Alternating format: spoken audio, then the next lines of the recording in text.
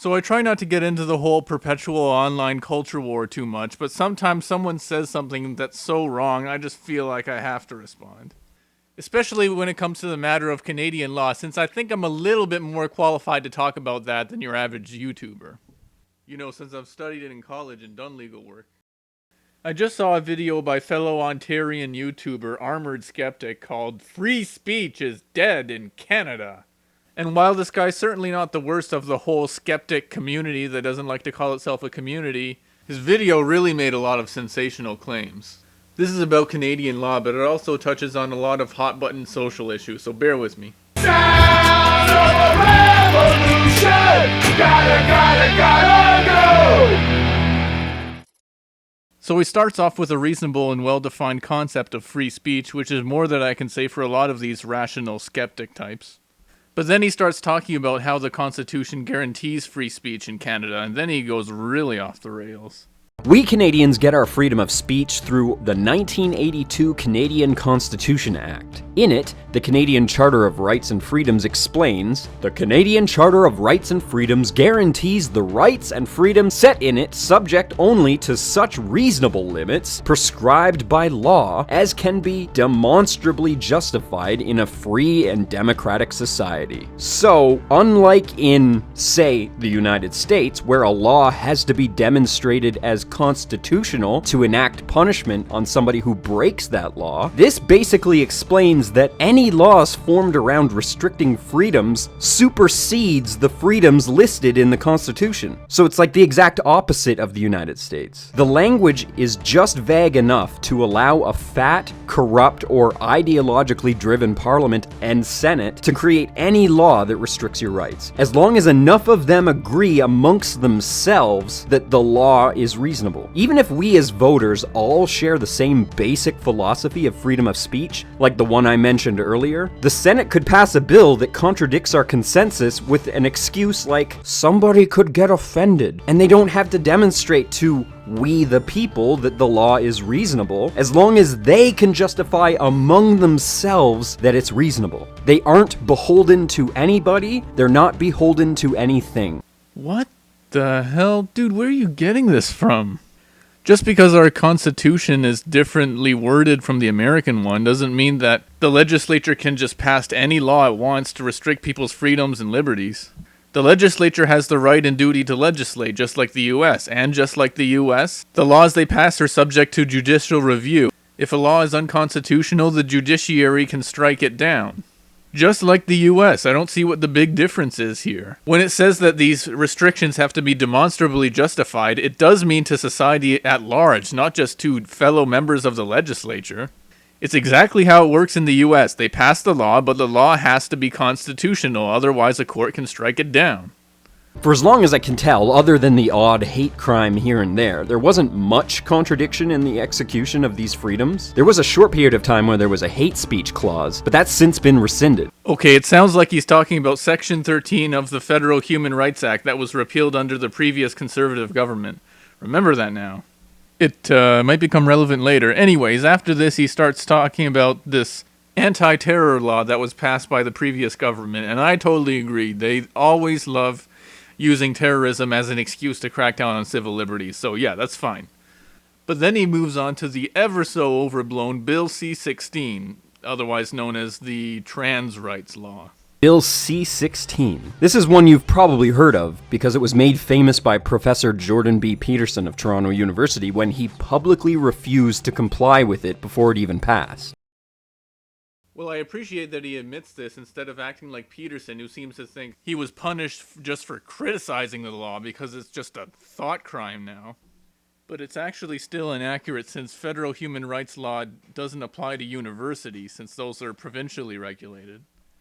Unless he meant the hate crime provision, which is even more wrong because there's just no way that the hate crime laws can possibly be interpreted so that you go to jail for misgendering someone. I mean, it's just patently unreasonable to think that any judge would interpret the law like that.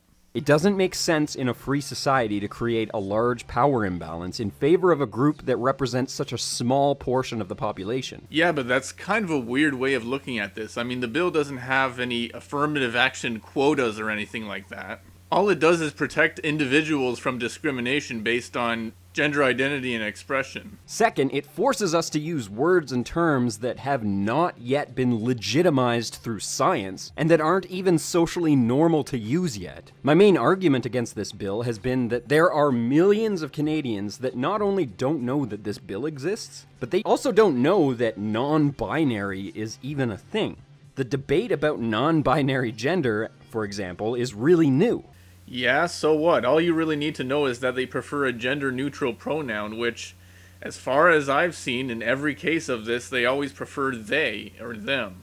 We already use the singular they to refer to people that we don't know all the time, so I don't see why it's such a huge, big deal. Like, why does it need to be scientifically proven? We're not talking about technology going into building a rocket ship or something like that. We're just talking about addressing people the way how they want you to address them. How many science experiments do you need to see before you just treat someone with this basic amount of respect? It's extremely dangerous to legally force people to use words and terms that they don't even know exist. That doesn't even make any sense. Obviously, if someone requests that they be addressed a certain way, then the other person does know that the word exists. And more importantly, there's no reason to believe that a case is going to be brought to the Human Rights Tribunal that consists solely of misgendering someone, unless it's really, really repeated and malicious to the point of harassment. I don't know why anyone has to be sympathetic to a boss that's calling their workers he, she, or some shit like that all day long. C16 means that if anybody identifies as any of these, and somebody fails to use the proper pronouns like he, she, they, zir, zer, whatever, then that person's subject to an inquiry from the Human Rights Commission. Again, if you actually read the human rights legislation and understand how it works, then you would know it's patently unreasonable to think that someone can make a successful complaint based on just saying the wrong word a couple times.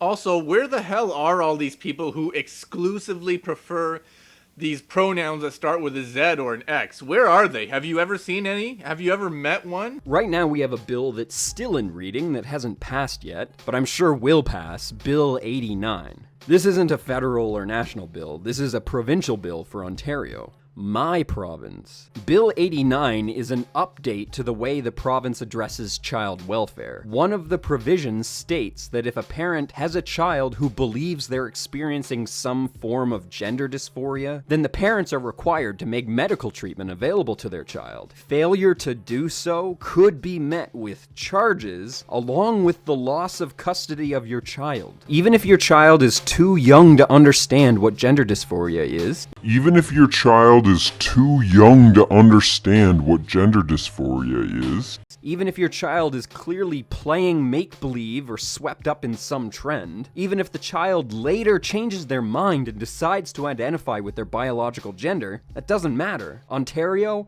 is a completely different bag of cats. Dude, what are you trying to say here? If a kid has cancer, it's the parent's responsibility to take that kid to the doctor to get it checked out, right? Why should it be any different for gender dysphoria exactly? You realize only a doctor can diagnose someone with gender dysphoria. You can't just decide you have it and demand medical therapy for it. That's not how it works. The implications of this legislation are that the Ontario government owns your children, not you, and decides how they're raised, not you, and decides what they're taught, not you, and decides if they're mentally ill or not you.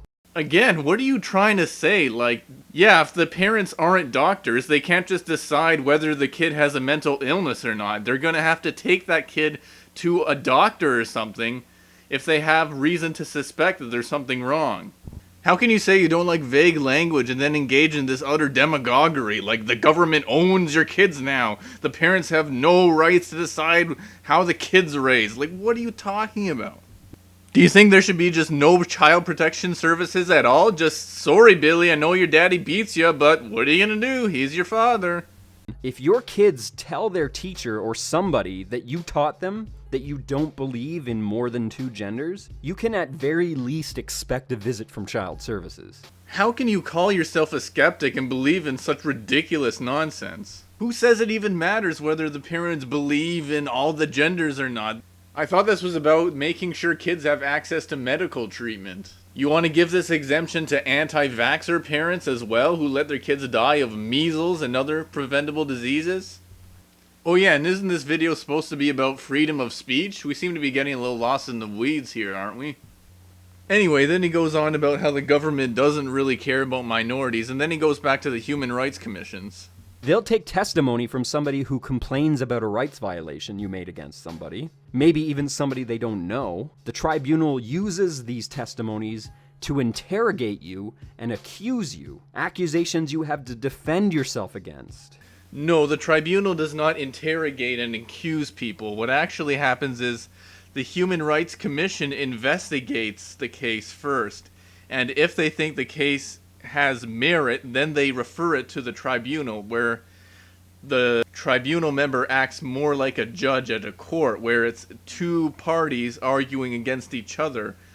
Another criticism I've received is that the tribunal isn't a real court, so you don't have to worry. But that's exactly the problem. The tribunal isn't a real court, but they act with the authority of one. But they don't have to follow the same legal proceedings, meaning you aren't protected under the same rights as a defendant at a court would have. Well, that's a very one-sided way of looking at it. Like, yeah, they have a relaxed rules of evidence, but you're making it sound like the tribunal has their cake and eats it too, and that's not the case. The trade-off is that they don't have the same powers as a criminal court, say, to sentence someone to a prison time. They can't directly do that. The tribunal acts as judge, jury, and prosecutor. No, not really. Someone from the Human Rights Commission might come in and argue in favor of the complainant, but that's not the same as saying that the tribunal is judge, jury, and prosecutor. You can defend yourself by objectively demonstrating that you've only spoke the truth, right? Nope. Section 13 of the Human Rights Act has a revision that states, quote, "Truth is not a defense." Wait a minute, are you talking about the Federal Human Rights Act? The same one that had Section 13 removed years ago? You just mentioned that earlier, remember? There was a short period of time where there was a hate speech clause, but that's since been rescinded. A hate speech clause, but that's since been rescinded. As long as the tribunal can justify to themselves that your speech could have somehow led to somebody perhaps someday experiencing harm, maybe, then you've lost. That's just utter bullshit. The complainant has to make their case for the tribunal, and they have to demonstrate that they were really discriminated in some way. So who are the tribunal accountable to? Who? The judiciary. They're subject to judicial review, just like any other administrative tribunal. Well, that's about it for this misinformed rant. Mr. Skeptic, if you ever see this, could you please at least cite your sources and let people know where you're getting this info from? Because otherwise it kind of just seems like you're being a demagogue who just repeats anything you read in some right-wing sensationalist clickbait website. Come on, man, you're a skeptic.